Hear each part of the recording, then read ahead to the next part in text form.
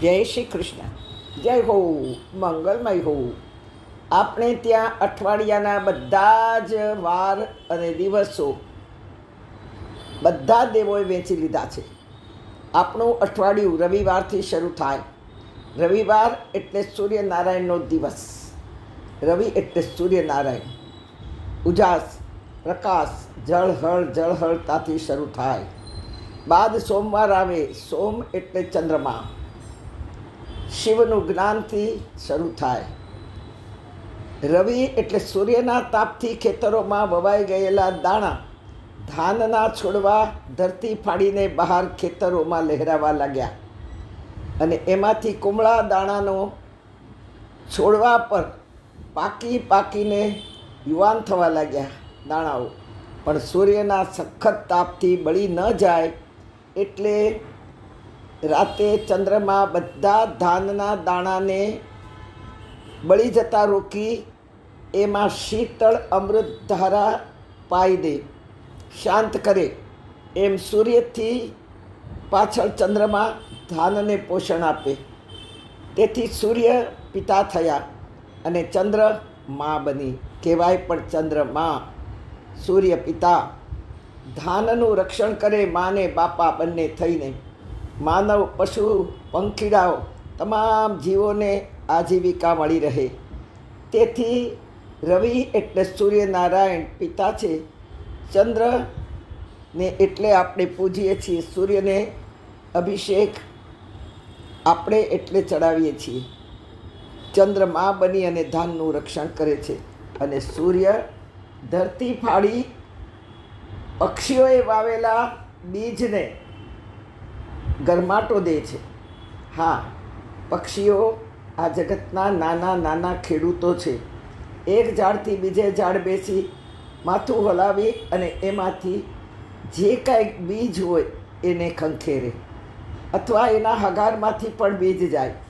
પોતે ખાતા માથું હલાવે તો મોઢામાંથી પણ દાણા નીચે પડે અને ધરતી સીનો ફાડી એને રોપે.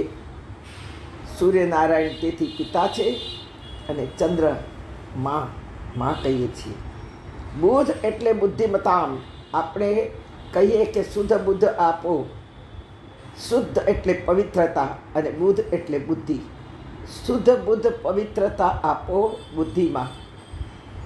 તો બુદ્ધિના દાતા શ્રી ગણેશ છે.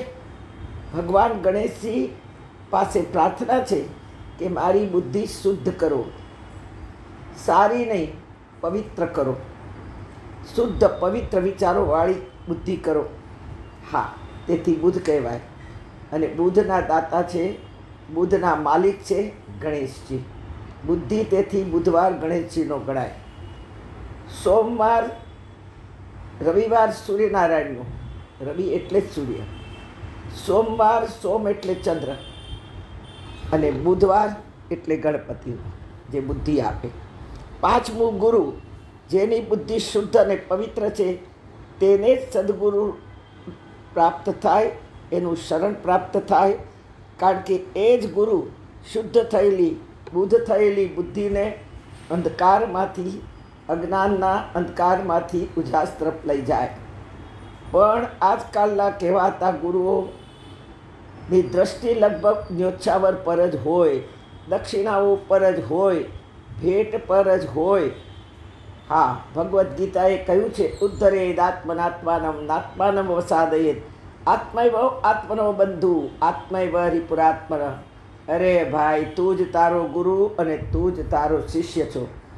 તું જ તારો દુશ્મન છો અને તું જ તારો મિત્ર છો. ઉદ્ધરેદ આત્મનાત્માનમ આત્માનમ વસાદયેત.